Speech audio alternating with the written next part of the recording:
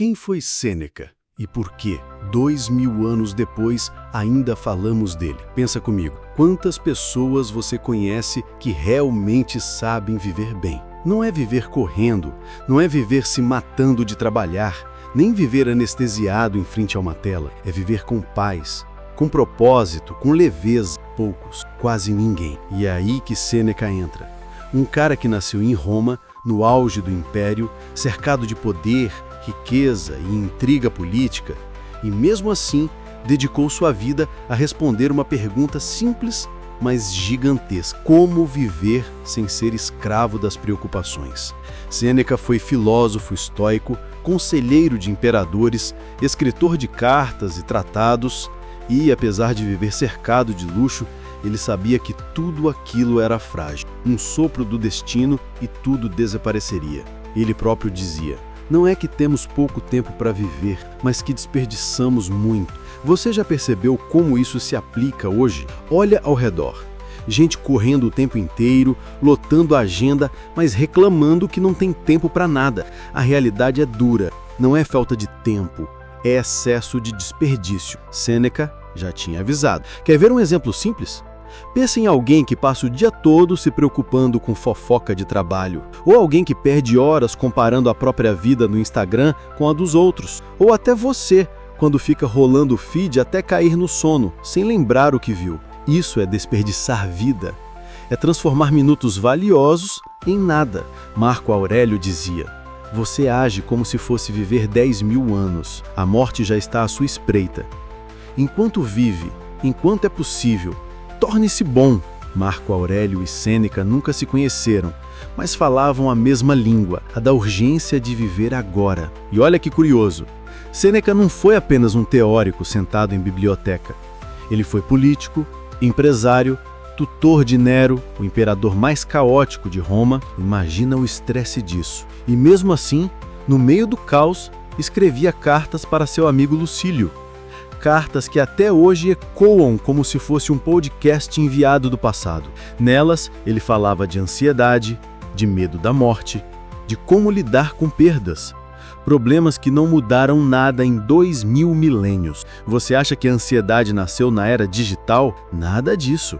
O ser humano é ansioso desde sempre. Sêneca escreveu: é tolo quem teme o que não pode evitar. Você reconhece isso no seu dia a dia? Preocupação com o que os outros pensam, medo de perder o emprego, medo do que pode acontecer amanhã, tudo fora do nosso controle. Mas calma, o estoicismo não é só um tapa na cara, é também uma mão estendida. Sêneca, Epicteto e Marco Aurélio sempre mostraram caminhos práticos. E o conselho de Sêneca era direto: treine sua mente como quem treina um músculo. Quer ver como funciona? Imagine que você perde algo material. Um celular, um dinheiro, um objeto querido. A reação imediata é sofrimento. Mas Sêneca sugeria um exercício. Antes de perder, já pense que tudo que você possui não é seu por direito, mas apenas emprestado pela vida. Assim, quando se for, a dor será menor. Duro? Talvez.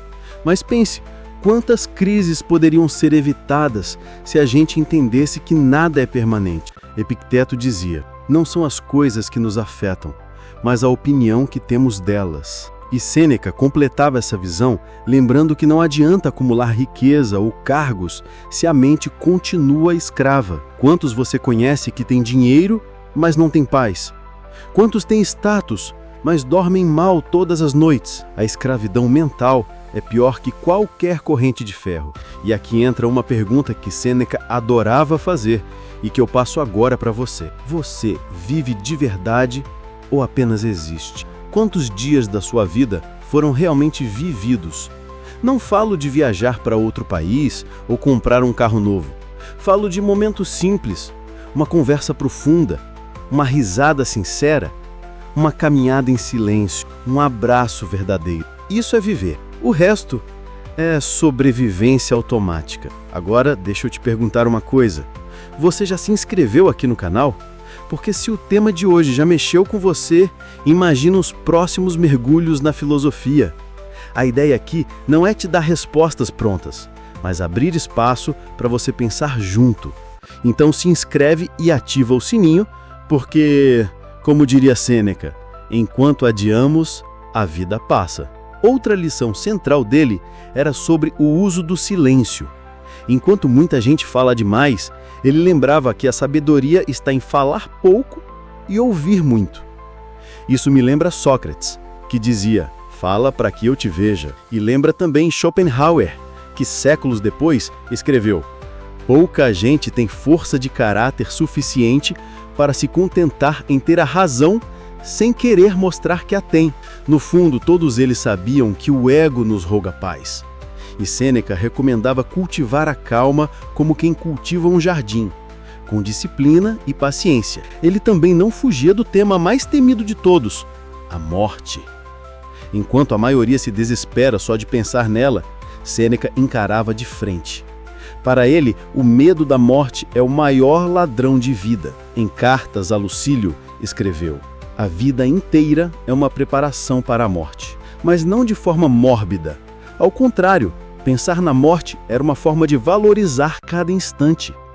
Nietzsche mais tarde chamaria isso de amor fati, amar o destino, inclusive suas dores. E olha que belo, duas filosofias separadas por séculos, mas que se encontram no mesmo ponto. Quer um exemplo moderno? Pense em alguém que sofre porque perdeu o celular. A pessoa se desespera, xinga, acha que perdeu o chão. Agora imagina se antes disso ela tivesse refletido. Esse objeto não é parte de mim, pode se perder a qualquer momento, a dor seria menor. O desapego libera. É simples, mas poderoso.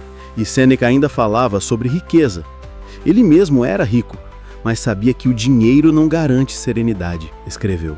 Não é o homem pobre aquele que tem pouco, mas sim o que deseja mais. Isso não parece escrito para o nosso tempo?